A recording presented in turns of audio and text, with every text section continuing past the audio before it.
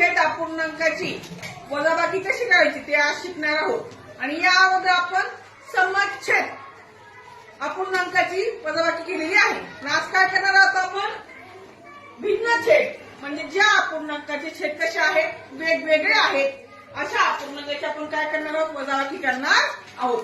तरी कशी करायची लक्ष द्या।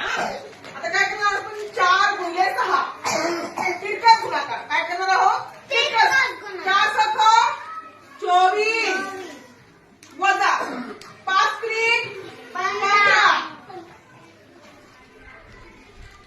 भागिले 5 गुणिले 6 या दोन छेदाचा गुणाकार करणार 5 सख 30 5 सख 30 काय केलं कळालं तिरकस गुणाकार केला। काय केला ही क्रिया कधी करायची ज्यावेळेस छेद काय असतात वेगवेगळे असतात, म्हणजे भिन्न छेद अपूर्णांकांची वजाबाकी। आता 24 मधून 15 गेले 9 राहिले, छेदला 30 किती उत्तर आलं या वजाबाकीत किती आली वजाबाकी 9/30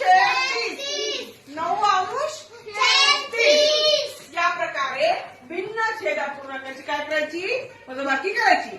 असे प्रश्न स्पर्धा परीक्षा पण येतात। 2 मार्काला एक प्रश्न असा विचारला